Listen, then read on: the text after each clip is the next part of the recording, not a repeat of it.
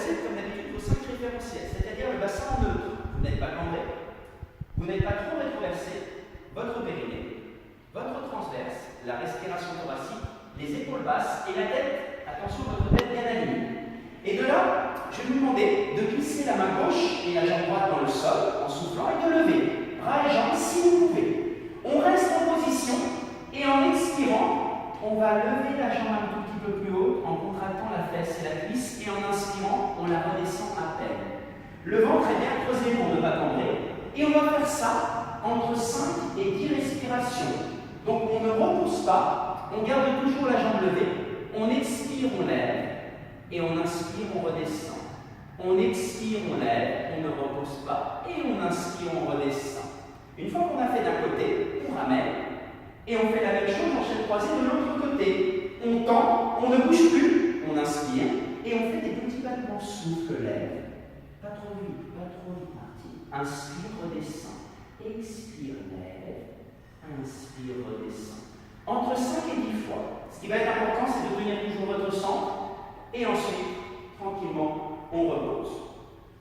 5 à 10 fois d'un côté, 5 à 10 fois de l'autre. On va être sur un travail de la partie arrière des fesses, puis on va se mettre en appui sur les genoux pour faire le kneeling side kick. Donc tournez-vous face à moi. Reviens un peu plus haut. C'est super, oui. On se met sur les deux genoux, s'il vous plaît. Avec la jambe tendue sur le côté. Alors, on se met face à la vidéo, comme on l'a vu. Voilà. Super. On tend l'autre jambe. Non, bon, c'est bon. Non, on va faire les deux. Et de là, on va travailler la partie latérale de nos fesses. Faites attention, le pied arrière a tendance à être souvent un peu trop rentré. Si vous n'arrivez pas à lever, ne cherchez pas à lever, restez juste en posture. Vous êtes aligné, les 5 référentiels sont placés, et je vais vous demander, avancez un petit peu plus le cuisse, étirez un petit peu plus par ici, d'expirer, de lever. Avance un petit peu la fesse, sans battre le pied, et reste juste en posture. On expire, on lève. Le pied arrière, légèrement. Et on inspire, on redescend. On est à peine posé sur les doigts, pas enfoncé, et on le fait entre 5 et 10 fois. On fait attention de ne pas combrer et de maintenir notre centre et toujours l'alignement de la tête avec l'ensemble du corps.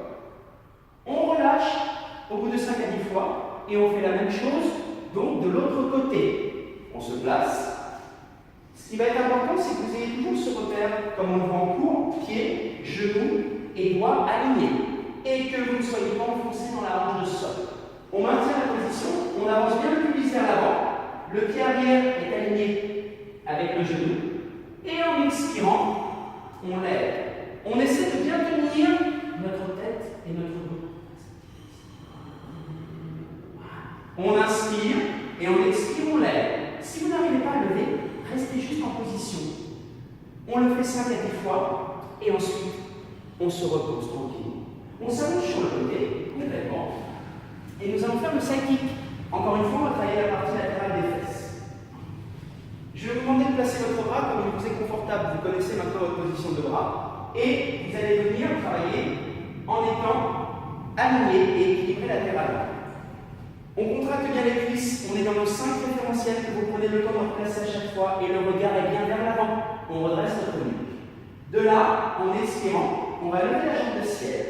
Puis, en inspirant, on va faire un demi-cercle avant. Et en expirant, demi-cercle arrière. On va faire 10 cercles dans les deux sens. Vous allez essayer de bien stabiliser le bassin. Et si vous manquez d'équilibre, vous n'hésitez pas à laisser la main supérieure délicatement posée devant la poitrine. Lorsque vous allez faire dans un sens, vous allez pouvoir vous changer. On change de sens, donc on essaie d'aller jusqu'à 10.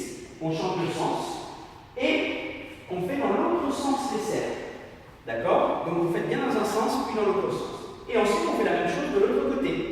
D'accord? Donc on se place de l'autre côté. On prend le temps de baisser l'épaule et l'omoplate de sol, de bien retrouver nos 5 référentiels. Et si on a besoin d'un petit coussin sur la tête, parce que la tête part un peu vers le sol, on le place. Puis de cette position, on va faire de nouveau l'élévation de la jambe de ciel en soufflant. Inspire vers l'avant et expire vers l'arrière. Le regard vers l'avant. Voilà.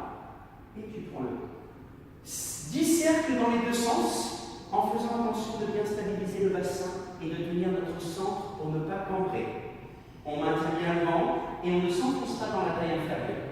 Une fois que vous avez fait les 10 cercles dans les deux sens, vous reposez tranquillement et vous vous allongez sur le ventre. Et on s'allonge sur le ventre. Les débutants, vous allez travailler avec les deux mains l'une sur l'autre. Le front sur les deux mains et le master avec les bras vers l'avant si vous le pouvez. Et nous allons faire le swing. On va être sur un gros travail, cette fois-ci de nouveau des muscles fessiers et l'arrière des fesses. On va contracter les cuisses, le bassin est en neutre, le ventre est creusé, le périnée est tenu, épaules basses et la nuque est allongée. Et en expirant, on va décoller les deux jambes légèrement et les deux bras pour les masters. Et de là, on va travailler inspire d'un côté et expire de l'autre. On ne va pas aller trop vite. Stabilisez bien le bassin. Ne poussez pas le ventre dans le sol et gardez bien les épaules basses. Ce que je vous demande, c'est de bien tirer sur les pointes de pied, de bien contracter les cuisses et de maintenir les fesses engagées. Et on fait de petits battements. Expire d'un côté, inspire de l'autre. Entre 5 et 10 respirations complètes. Une fois qu'on a fini, on relâche, on s'allonge tranquillement sur le dos et on finit par le shoulder bridge, le pont, ce qui va vous permettre d'étirer en même temps le dos et de renforcer encore une fois l'arrière des cuisses et les fessiers. On a une pieds largeur de bassin, les bras relâchés le long du corps. On retrouve notre neutre, notre centre, la respiration thoracique, les épaules basses et la nuque est allongée. Et de là, en expirant, on répète. Expirez en rétroverse.